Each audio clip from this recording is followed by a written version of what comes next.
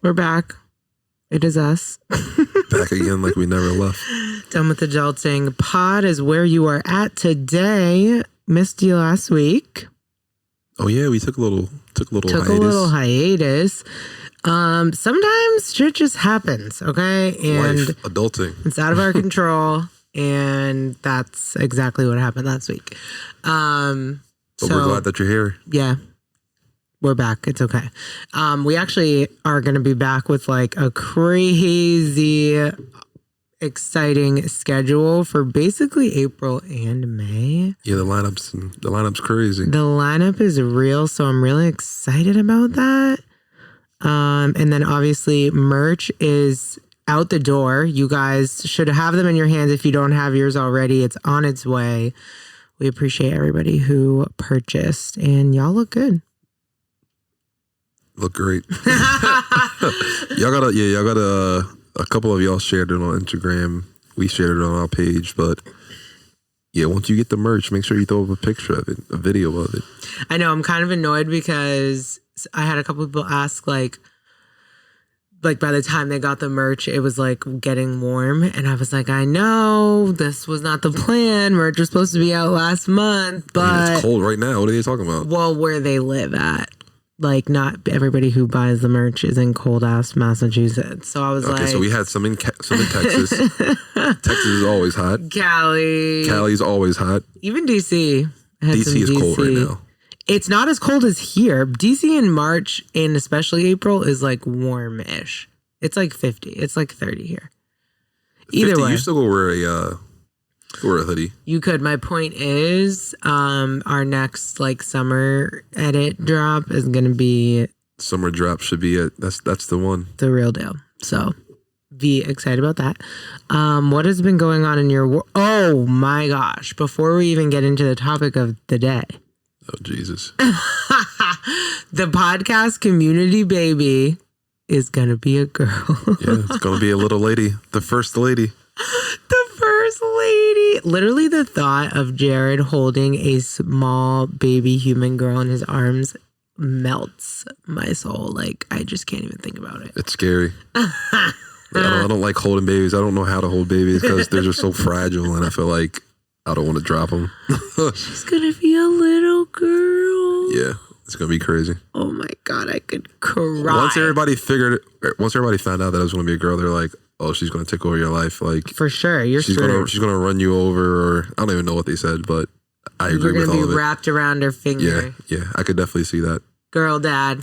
Like I already see that happen. Like I'm already thinking of things. Like I was literally driving today, and I was like, well, when I was in high school, I never had a car. I didn't get a car until like freshman year of college, maybe sophomore year of college, and I was like, I always thought that my kids, they would get a car like when I got it. But now I'm like, oh, she asked me for a car. I'm like, oh, I'll just get her a car. I don't know. It's already happening. I was like, maybe I'll just let her drive my car. And I was like, wait, what? What am I talking about? Yeah, I was like, I said I would never allow that. Oh, but here we are. The baby hasn't even popped out yet. I can't wait. I literally can't wait. Yeah, we got a lot of our friends have little ladies. Yeah, you know what's so funny? My mom said, like, my grandmother used to be very superstitious, and she would say that, like, when a lot of boys are born, because a lot of my first cousins are boys. Like, my grandmother has, like, 30-something grandkids, and there's literally, like, 5 girls, including me. Damn. Maybe 6. I don't know. But when I was younger, there was even less. And she used to say that when a lot of boys are being born, it's because we're getting ready for... God is getting ready for a war. Oh, Jesus. And when a lot of girls are being born, there's going to be peace. And so the other day when I told my mom that you guys are having a girl, she was like, good, another girl. That means there's going to be a peaceful world coming soon. Everyone's having girls. I'm like, okay. I hope so. Hey. We'll take it. But everybody is having girls. Yeah, there's a lot of girls being born, but hey. It's dope. Yeah. We love it. Hashtag girl She's dad. She's going to have so many friends. Yeah, so many aunties, so many uncles, so many cousins. It's going to be a community to raise a baby, so be ready. Yes, the DWA community. Be ready, guys. Yeah. We got a baby. Be prepared. Be prepared because me and Mama are going to want to go out sometime, so we're going to need the DWA community to be. I know. I was already telling Jared that I was thinking about making some plans in the fall. And I was like, let me see if Emily and Jared want to go. And then I was like, oh my God, they're going to have a child. A newborn. Yeah, we're barely going to be sleeping at that point. Right. Like we're going to want a vacation. I don't know. I think what you're going to find is like people, I say this all the time too, like when people first have their kid, they like don't want to leave them with anybody for a while, which unless it's like your parents, which I understand. I feel like I'll probably be that way too, just because you're like hyper protective. But at the same time, I feel like I'm going to be like, no, somebody please take my child. Yeah. Like I think I've seen some people who are, they just don't like. I don't know if they want leave. Yeah, they don't want to maybe put the burden on other individuals to watch their kids, or maybe they just have that connection where they don't want to be away from their kids to actually like go enjoy their life. But I already told my wifey, I'm like, we're not allowing a baby to ruin us. Like, no, I think people say too, like there's a difference between going out for a couple hours together and then like leaving the baby for like multiple days at a time. Oh like, yeah, we're not deserting the baby. No. I just mean like a lot of moms and dads and parents don't feel comfortable leaving the baby overnight until That's like understandable. 6 months at least. Yeah, but you can go out to dinner. You can have a date. Like you still can keep the intimacy or just like the fun in your actual relationship. I feel like a lot of relationships fail because they just allow the kids and the babies to just take over their lives and they don't have time for each other. I just think that's what happens though. I mean, you'll be able to tell us if it takes over your life. Yeah, I mean, I hope not, but you're gonna be tired. Yeah, you're gonna be tired, but you still need to have time for you and your partner. You know what I mean? Like, this is gonna be so fun. Yeah, I'm glad you're going through it first, so I can just watch it. Anywho's. Well, you got some exciting news, no? Yes. Well, did I mention it in our last episode? I think you might have briefly. I've been fun employed all week, is what I am calling it, because I'm in between jobs. Because I start my new job on the day this episode airs. But you're employed. Yeah, but that's why I said it's fun employed, because I'm for the week not. Yeah, you just took some time. Yeah, I'm just having fun. It's been the best week ever, and I'm basically just like, can I do this forever and not start a new job? But not yet. I did that before. So before the job that I'm in now, I left my old job, and I think I took like maybe 2 weeks. And I actually went to the DR with my dad, and I came back, and I was like, I still had some days left. I was like, yo, this could be life. This could be life. Like, I don't have to worry about anything. I could just do whatever I want to do. Like you said, fun employment. But that's what I have been feeling all week. Like just a taste of like freedom. Yeah. What if I really did work for myself? Like, it's hard though. At the same time, like this week, like on Sunday, I was like, I'm going to make a plan of everything I want to get done this week while I'm off. Of like, I had so much shit. I had to get my car inspection sticker. I like personal, business, podcast. Every single area of my life had a list of things that I should accomplish this week. Self-care, like I had 4 lists, okay? And as I'm going through my day, like I'm also trying to prioritize just like chilling and watching TV. Yeah. Enjoying yourself, like your me time. And I said to myself, like, this is actually harder than it. This is why I know, like, how why I feel like a lot of people who go into entrepreneurship maybe don't stick with it is because when you have, like, at our jobs, we have a boss watching us at all times. And you basically have a set schedule. Yes. And when you're an entrepreneur, it's like you have to be disciplined and set your days, like literally plan every hour of the day to know what you're doing, or else like me, and I don't know if this is definitely a Pisces thing, but it's also just like a me thing. Like I will go on tangents. Like I will be in the depths of something super productive and then think of one thing. Like this literally happened the other day. I was doing podcast stuff. I was on my computer. I'm on a roll. I'm like typing, blah, blah, blah, blah, blah. And then I thought to myself randomly, I need to find my passport because this is on my other list of things to do this week is change my name on my passport. Oh, good luck and with then that. I went on a 3-hour tangent looking for my passport. Like I just got up from my seat and started, and I was like, so you didn't even finish the task. No, at hand, I just get distracted and then I go on to the next thing. It's bad. And I thought to myself, like, if I was an entrepreneur, like right now, I'd probably fail. So that also would come with experience. Like you would know, okay, this first week I failed at this. So then you know for the second week what you need to work on and actually what you need to get done. But yeah, but it's scary. Like if you're an entrepreneur and your whole life rides on what you bring in, just you every month, like you don't have time to be going on tangents. Like I don't know. That's scary. It was just a very big awakening. Like, I talk about that type of freedom all the time and wanting that one day, but like the reality of it is like it's not a walk in the park on either side of the spectrum. It's just like you have more freedom, but you still have to be disciplined. Yeah, but you're already a step ahead of the game because you're already aware of that. You know what I mean? Like some people just go head first and not even know that, and then they learn that the hard way.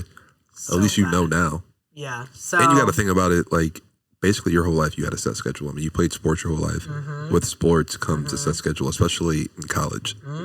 Like literally our whole 4 years was scheduled. Even the all seasons, like Yep. And then you hop out of college and then you have work. And that's basically that's scheduled for.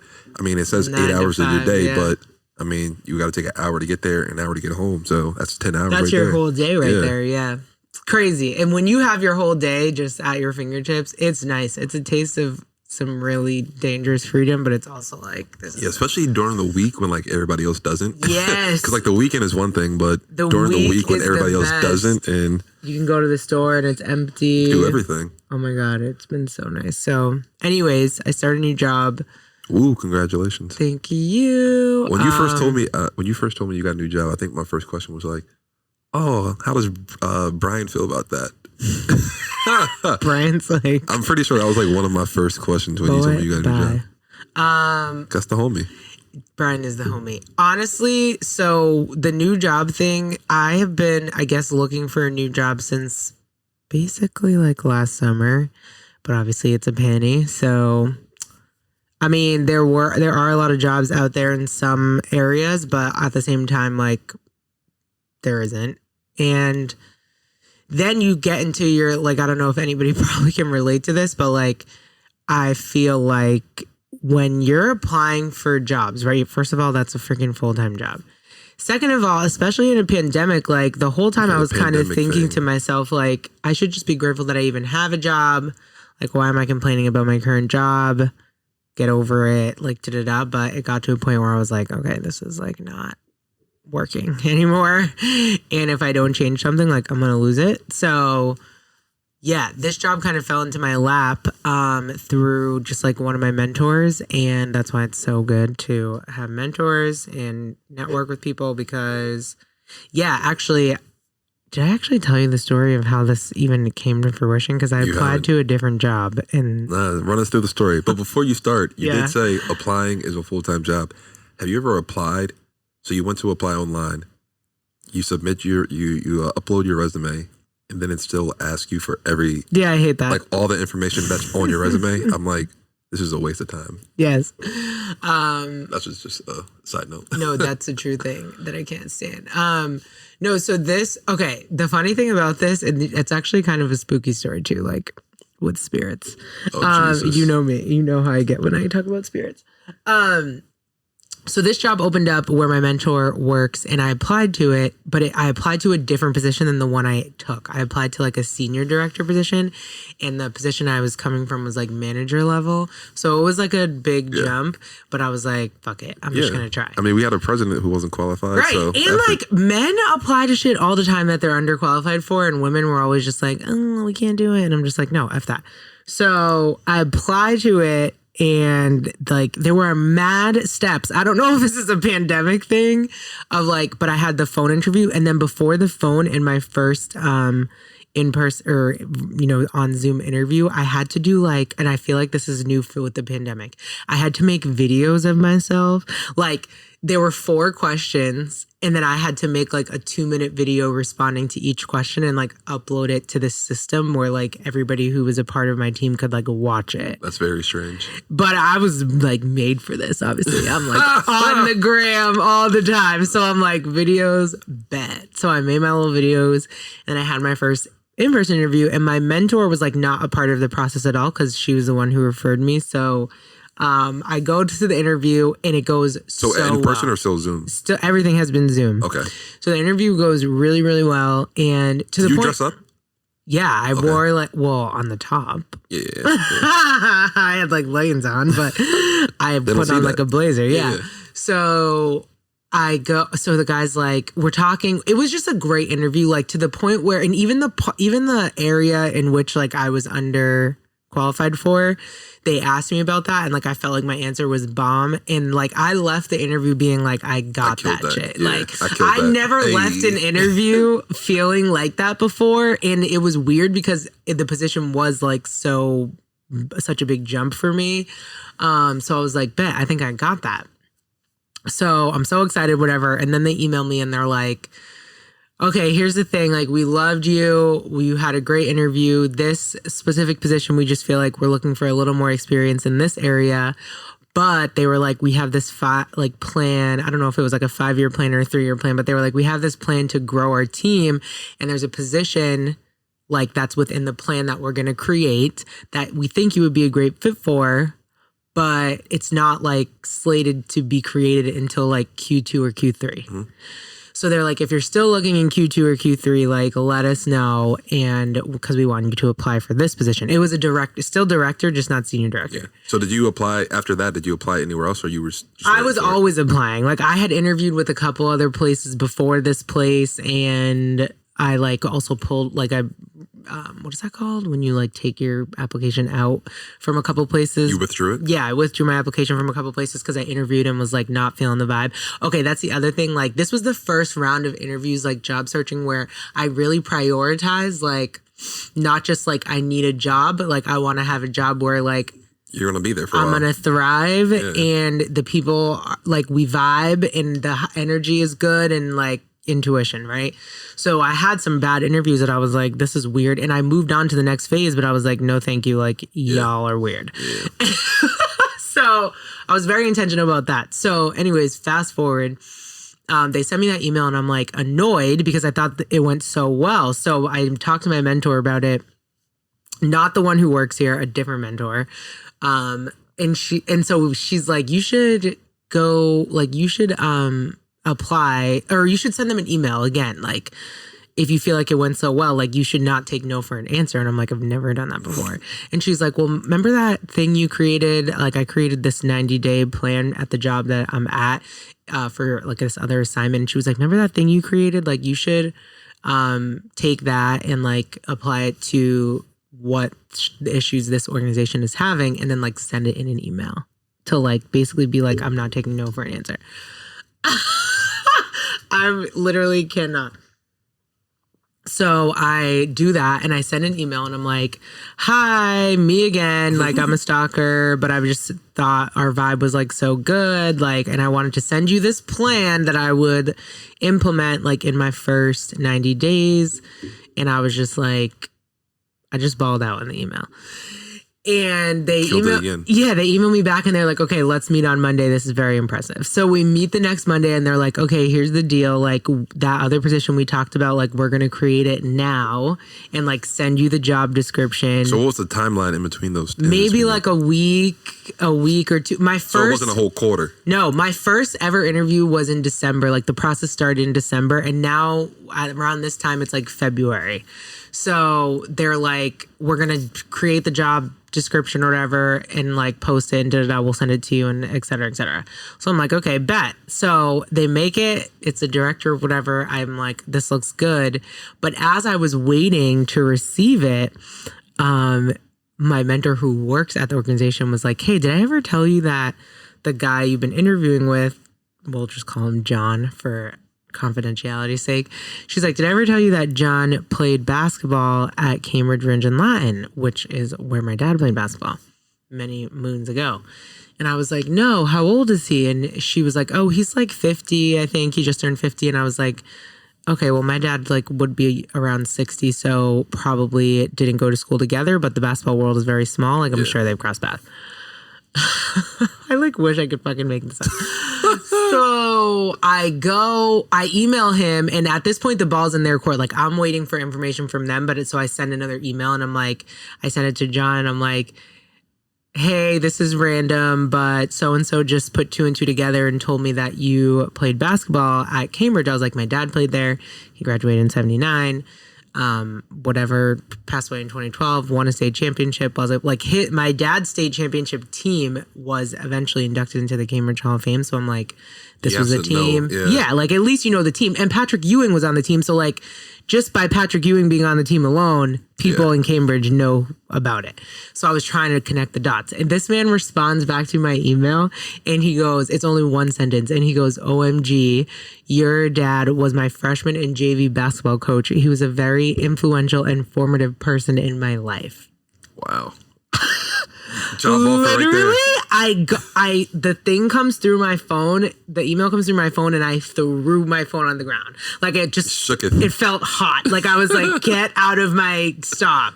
And it was just so weird. And the organization is based in Cambridge, which is like where my dad's from. It's just a very weird fucking universal like full circle moment that solidified, like, because I was like, I'm not sure if I want to do this, and it really solidified it. So anyways, that's my freaking spiritual story. But it's crazy because like stuff like that happens a lot. Obviously, I take it as like a very blatant sign that this man is like still around.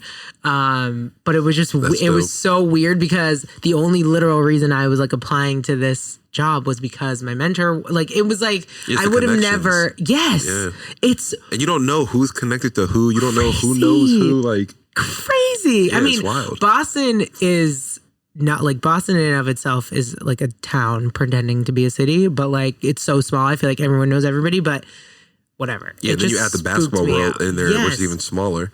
It spooked me out in a good way. So anyways, this is now the job that I've accepted. It's a director role and it's going to be a lot harder than my old job in like a lot of different ways. But I'm excited about it. I'm a little nervous. That's a good thing, though. Yeah, it's the growth and the experience that you'll gain. That's definitely something that I'll gain. But I don't know. I'm still nervous about it. So the whole interview process was virtual. Whole interview process was virtual. So how has that been like different versus obviously going? Like, did you feel more at ease being virtual? Kind of. Like I was in my own space. Like when you go in for interviews, like that's their home court. Yeah. Like it's like I'm in my own home court. My hands be clammy. Yeah, like I gotta shake their hand. Exactly. I gotta worry about my hands being sweaty, and that's the first thing they're gonna think of. Hands. Yeah. Like, oh my God, his hands were soaking wet. My hands don't sweat, so I don't have that issue. Lucky you. But no, I honestly felt like it was weird. It felt more casual, which I was trying to, that was the challenge, was like trying to be like as professional as possible when the setting felt very casual because everything we do right now is on Zoom. So it's like, this is regular. So that was a really big challenge, but I had another interview. Like after all that happened, I had like one more, like, it was like a thought exercise. Like I had to do a presentation about like, it's a long fucking story, but I had to do it for the CEO. That was like nerve wracking and that was over Zoom. And the whole time I'm thinking like, please don't my Wi-Fi shut down. Like, you know how it should be here. Anything can happen. Like that is something I would have preferred to do in person, like a presentation because.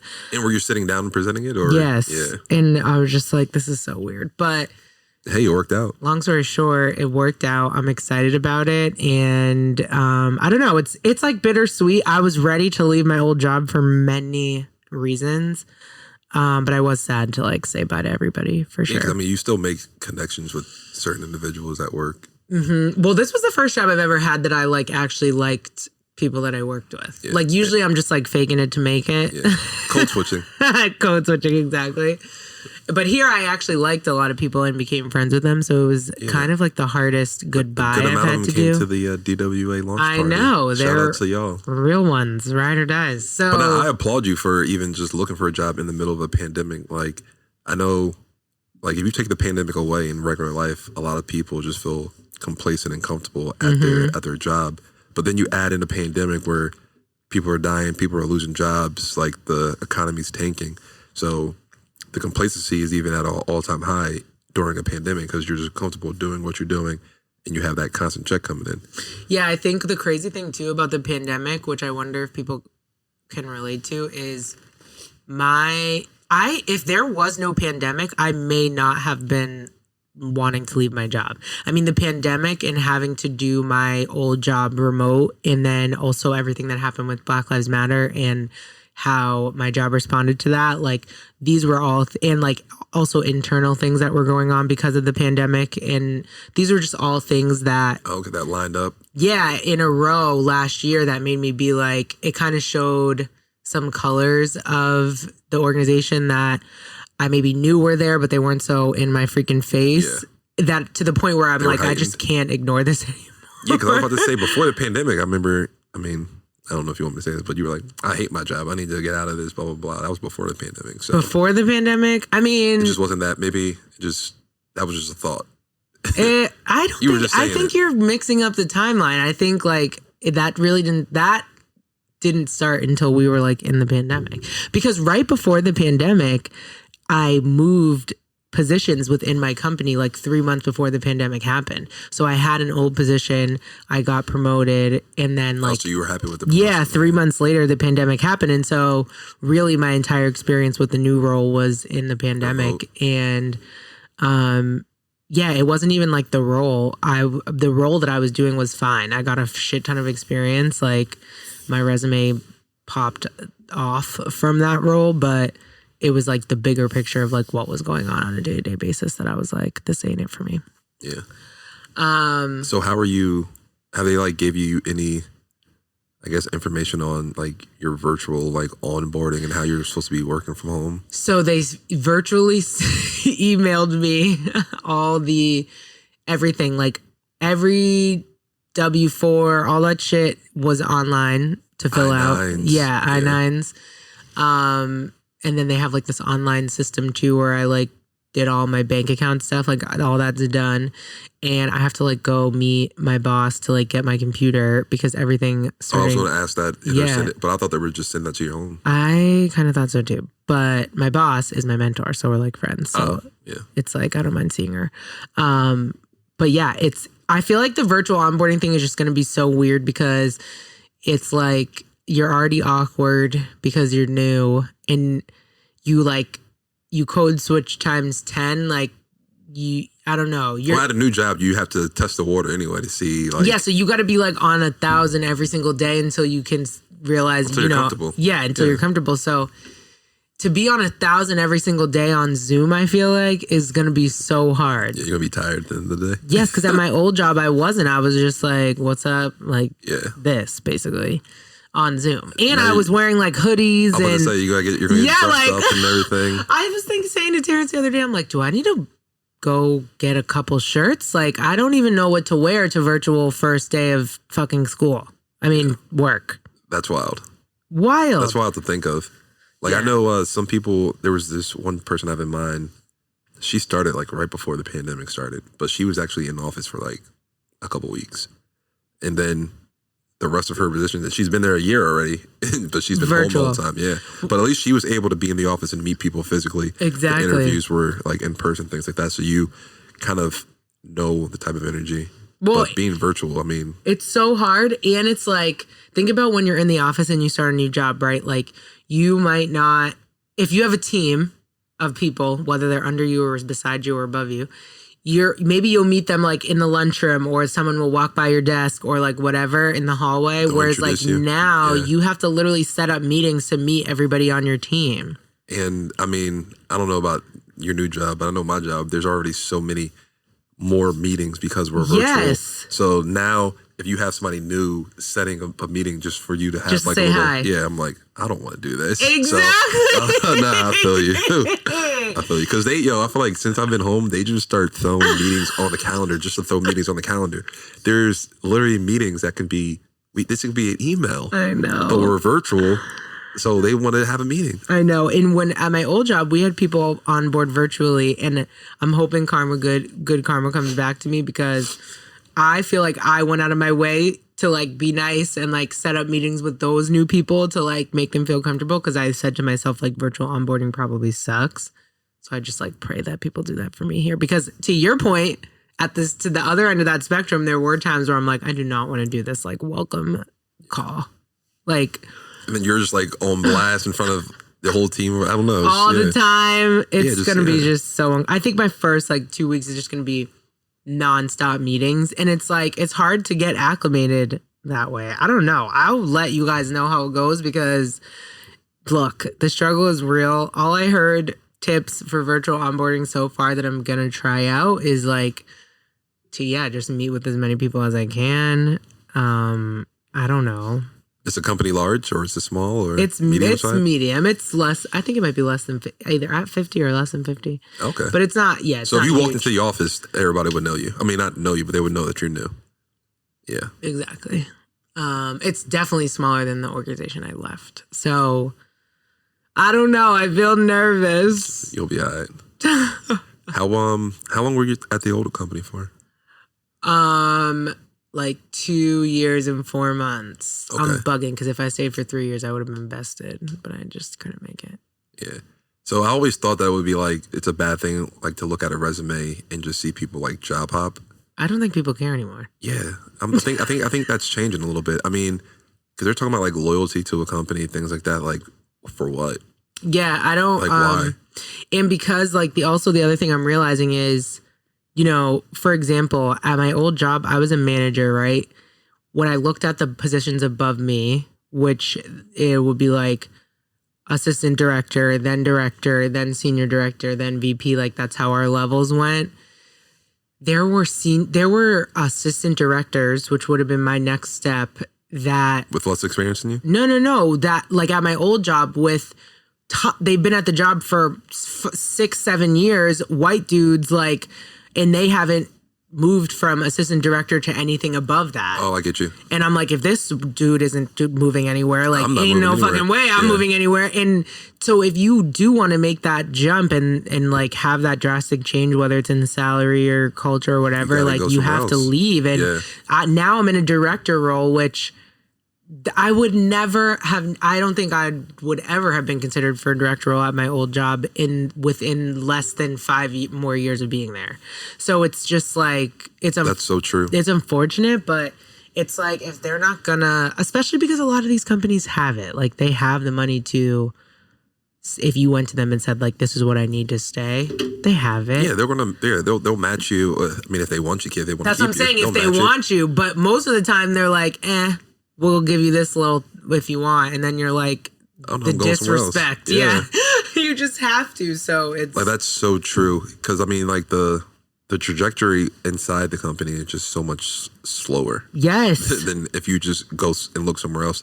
Like for an example, I think I phone interviewed with another company. I think some people from my job listen, but oh well. Like a few weeks ago, and this was for a position. So my company, there's so many different levels, and I'm like, by the time I get to that level, I'm gonna be like 100 years old. But I could jump at another company with my resume. 20K. Like, yeah, my resume, even more than that. Like my resume is strong. So every time I'm applying, I'm getting a call as soon as possible. And I kind of take offense. Like if I apply and they don't call me within that week, I kind of take a little bit of offense to that. I'm not gonna That's hold you. good. But that happened to me. So I applied for this position and it went like 2 weeks went by. And I'm like, oh, am I tripping or they're tripping? And then they finally called me and I'm like, I felt a certain type of way that it took you 2 weeks to call me with my resume. But I don't know, maybe that was just... No, you've identified your self-worth. That's great. Yeah. I mean, I feel like we settled too much. Facts. But so in the phone interview, I'm finding some information about this position. So this position, I'm doing more at my current role, at my current job, than I would be doing at this position. It's a higher title with And a higher more salary. money. And I'm like, what? And now I'm just on the move. I'm just on the lookout. I'm like, okay, so if this position doesn't work, I know there's another company who probably has a higher role for me with a higher salary. That's a smaller company than where I'm at right now. What made you start looking, the baby? I don't know. I don't know. I was just because I feel like I'm complacent where I'm at right now, and I don't want to be complacent. Yeah. But I mean, my company, the benefits are great, and like the paternity leave would be amazing. So What is it? So the primary parent, it says primary parent, you get 26 weeks. Holy shit. The secondary parent, you get 12 weeks. But me and Emily, we're trying to. She's gonna take her time, and then I'm gonna take my time. So I would technically be the primary. So I'm trying to figure that out. So I could have up to 26 weeks. What does Emily have good time? Yeah, I think she has 4 months. Oh, that's good. Yeah.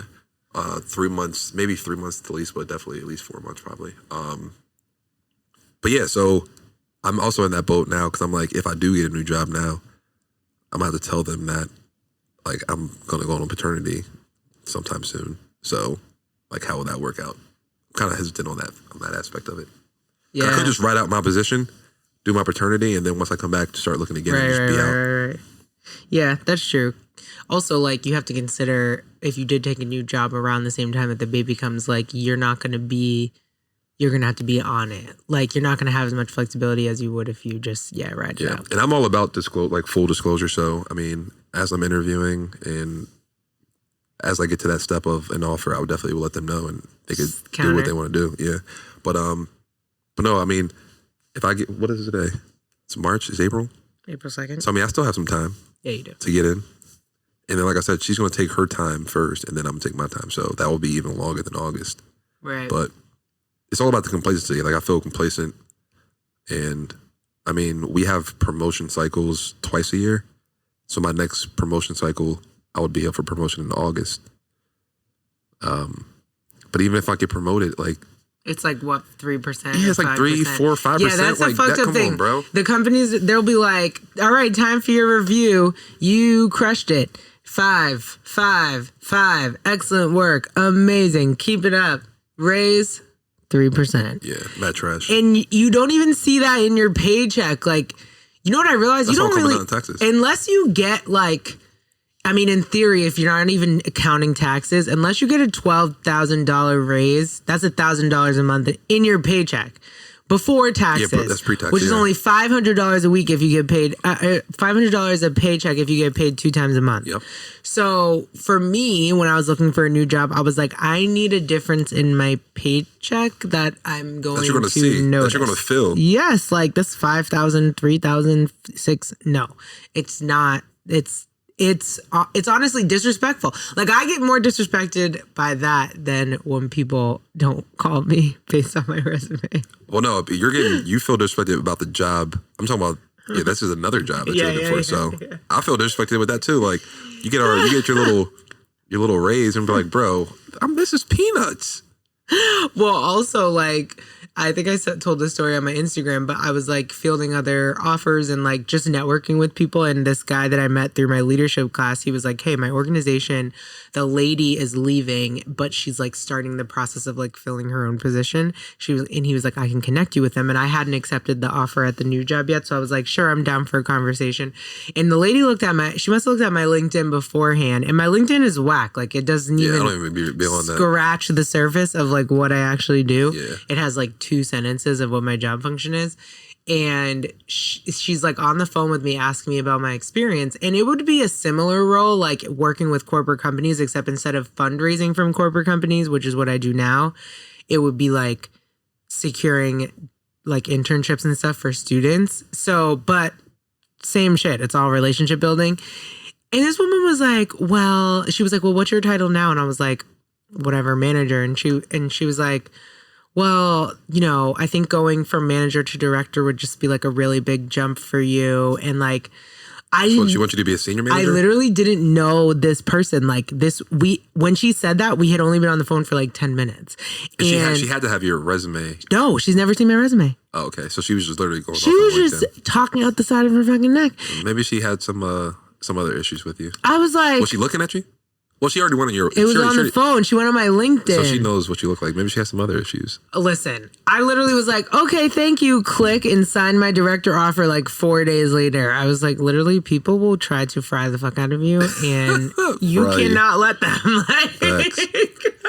Facts. You just can't. So anyways, if anybody listening, community, GWA fam, job searching, interviewing virtually, any of that stuff. Yeah, or if you feel like opposite of us and you actually have been with the same company, but they actually have given you raises that make sense reasonable, and are yeah. reasonable. Like, I mean, I'm not going to put on blast, I guess, but I think Emily's job does a great job about that. Like, she gets promoted and it's a huge bump. You know what I mean? Like, it's not just like, well, to me, it doesn't seem like it's just like 2-3%. Like, this is something that you actually will feel. So, well, and like, you just don't want to look up in 10 years. Like, imagine looking up in 10 years and being like, "Okay, I only make $10,000 more than I was making 10 years ago." Like, it's a no. And like my mom like is a perfect example, not from the salary standpoint because she makes a great salary, but she's been at the same salary for like a lot of years. Like, they haven't increased the salary in a while. She's also worked there for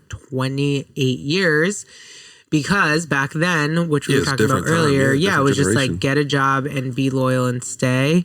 And now she's like at this dilemma where she's like, I hate this. Yeah, but I'm like, I'm not 60, but like I'm in my late 50s. Like, who wants to hire somebody like that age? And ageism. What would I do? And like, so she's trying to like figure out what she wants to do to make a pivot. And it's just so much harder for her just because she's been doing the same thing for so much longer. Yeah. So that's why I feel like it's so important not to get complacent, because the deeper and deeper you go into that complacency like place and routine, yes, it's harder to get out. Sam, I was just about to say something, but I forgot. But actually, no. So I was going to say she should apply for another job somewhere else, get an offer that she likes, and then come back to her job and see if they'll match it. But I had a manager who, he's no longer my manager now, but he actually left my company, went somewhere else, and then came back. And he was like, here's just some advice. Like, if you ever give your company a chance to match and you accept it, you should have to realize that they're not gonna give you another bump up in pay for a while. Right. So he told me that, and I always kept that in the back of my mind. For real.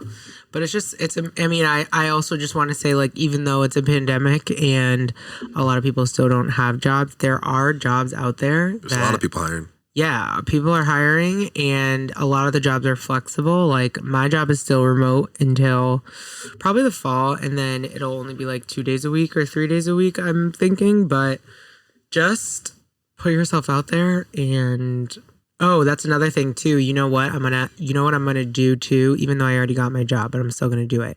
My mom's doing it. She hired a company to do her resume, cover letter, and LinkedIn for like $300, $250. Really? Yeah.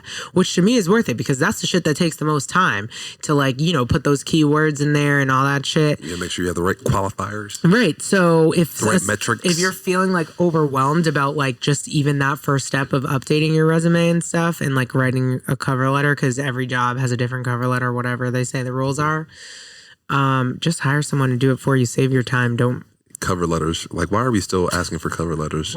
Bro, it's 2021.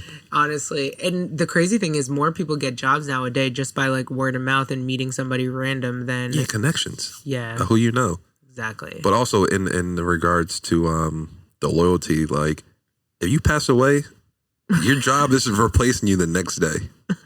Just think about that. So why do you need to be loyal to these folks? That's not even funny, because somebody did pass away at my job. And they really did replace his position. In like, what, a week? I don't know. A lot. Like, I bet you sometime soon. Like, they're going to replace you. I mean, I hate to say it. I hate to be the bearer of bad news. But, hey, if you pass away, your company is replacing you. If they could, the next day they would. So loyalty That's for what? That's a little heavy. Yeah, I mean, go get that money. Unless it's your company and you run it. Yeah. I don't agree with the bouncing like year to year though. I think you need at least a year and some change. Like a year after a year bouncing around like that, that's a little crazy. But again, like we said, times are changing, and I think the culture around that's changing a little bit. Yeah, I think even if it's like every 2 or 3 years you move, every year it could be like, is there something wrong with you? But every 2 or 3 years, that's like expected. Companies but then again, if you have that on your resume every year and they call you, and if you can explain that, then right. Yeah, that's facts, straight facts. Anyway, so I'll keep y'all posted on how my virtual onboarding goes, how the new job goes. Yeah, congratulations. Thank you very much. Appreciate it. Keep leveling up. Gotta keep leveling up. And yeah, I'll let you guys know. I'm literally freaking out about it, but it's fine. Nobody needs to know. Anyways, that's all we got. If you like this episode and this podcast, you can subscribe to this using the purple subscribe button on Apple Podcasts. Also, leave us a review or a rating, and don't forget to tell a friend. Yes, I think I saw some stat. It was like only 5% of the world knows what a podcast is or something like that. What? So, yeah. It might be even less than knows that. What a podcast is or listens to podcasts. One of the two. Like I said, don't get your facts from here, as we always say. But that's a pretty low number. So make sure you tell your friends, tell your family about us at least. But make sure you hit us on Instagram, Done With Adulting Pod. Leave a comment. Give us a like. Definitely share us. Also on Twitter, done WTH Adulting. We appreciate you. Bet. See y'all next week.